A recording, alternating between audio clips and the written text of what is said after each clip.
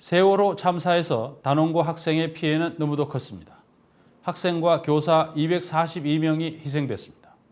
그런데 우리가 어린 학생들의 희생에 마음 아파하는 동안 제대로 돌아보지 못한 또 다른 희생들이 있습니다. 42명의 일반인 희생자들. 그동안 자신들도 돌아봐 달라는 말도 제대로 하지 못했던 일반인 희생자의 가족들을 김세범 PD가 만나봤습니다. 세월호 참사로 남편을 잃은 유성남 씨.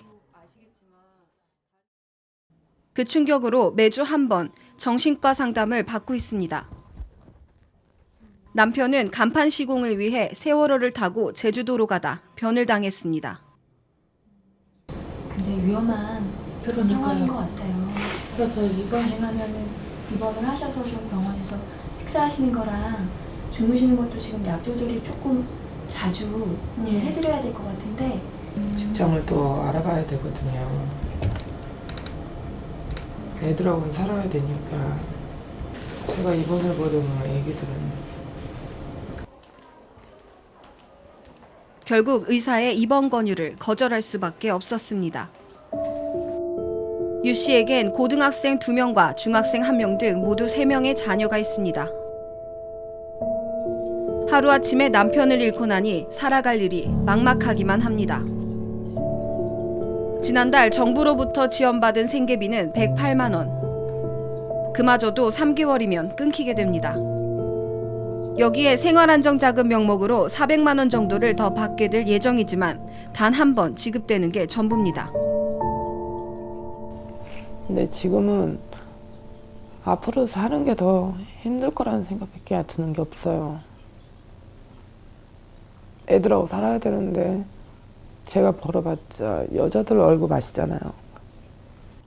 조금이라도 보탬이 될까 부업을 시작했습니다.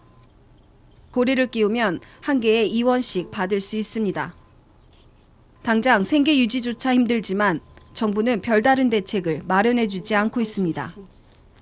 일반인 같은 경우는 이제 가장들이에요. 가장들이 한순간에 없어졌는데 살 수 있는 희망은 없거든요. 일반인들은. 한성식 씨는 처남을 잃었습니다. 결혼마저 미루고 늙은 부모를 홀로 부양해온 고마운 처남이었습니다. 아들을 잃고 힘겨워하는 장모를 위해 한 씨는 심리치료 지원이 없는지 찾아봤습니다. 하지만 보건소는 상담만 해줄 뿐 치료를 위해서는 직접 병원을 알아봐야만 했습니다. 안산 같은 경우는 거기서 무슨 심리 지원단장이라든지 이런 사람들이 다 가서 병원에서 가서 다 일일이 체크하고 뉴스에도 보면은 다 체크하고 있던데 이거는 저희가 찾아가야 되는 입장이고. 보건복지부는 전문의를 상주시킨 안산 지역과 달리 일반인 희생자 유가족의 경우는 심리치료 지원을 개별 지자체에 맡겼습니다. 그렇다 보니 일반인 희생자 가족의 경우 체계적이고 직접적인 지원을 받기가 어렵습니다. 상대적으로 소홀하다고 판단할 수 있는데 문제는 저희가 지금 그 부분에 대해서는 지역에다가도 계속 이 지금 현재 하고 있는 것과 또 동일하게 좀 서비스를 해달라고 지금 저희가 계속 지침을 내리고 있고 그래서 이제 관리를 하고 있습니다. 지역과 그 상황에 따라서는 조금 편차가 있을 수 있다라는 거는 그럴 수 있는데 살아남은 자들의 슬픔을 제대로 치유하지 못하는 상황에서 일반 희생자들에 대한 예우는 어땠을까? 전 국민의 애도와 추모 열기 속에서 안산 합동분향소를 다녀간 조문객만 54만 명이 넘습니다. 그러나 일반인 희생자의 영정과 위패는 사고 보름이 지난 지난달 29일에야 이곳에 안치할 수 있었습니다. 지역 분향소가 설치되긴 했지만 영정과 위패를 안치할 장소는 없었습니다. 강서구는 그런 게 없냐 그랬더니 정부 지침이 그런 게 없어서 자기네는 정부 지침대로 할 수밖에 없다. 그렇게 답변을 했대요. 이제 어머니는 그 분향소의 영정 같은 건 포기하셨어요. 일반 희생자 유족들의 상실감이 커지자 세월호 참사 33일 만인 지난 18일에야 일반인 희생자 합동 분향소가 인천시청 앞에 마련됐습니다.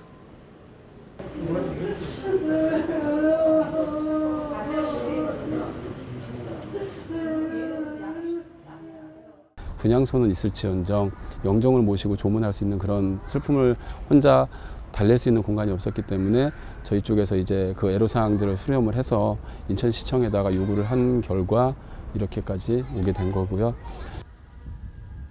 대통령과의 만남에서도 이들은 제외됐습니다. 지난 16일 박근혜 대통령은 유가족 대표단과 대화의 자리에서 유가족의 어려움을 해결하겠다고 약속했습니다. 정부가 같이 그 해결해 나갈 수 있도록 최대한 조치를 취하도록 그렇게 하겠습니다. 그러나 이 자리에는 일반인 희생자 유가족 대표는 없었습니다. 청와대가 이들을 초대하지 않은 것입니다. 청와대 측에 그 이유를 묻고자 했으나 질문을 하기도 전에 전화를 끊었습니다.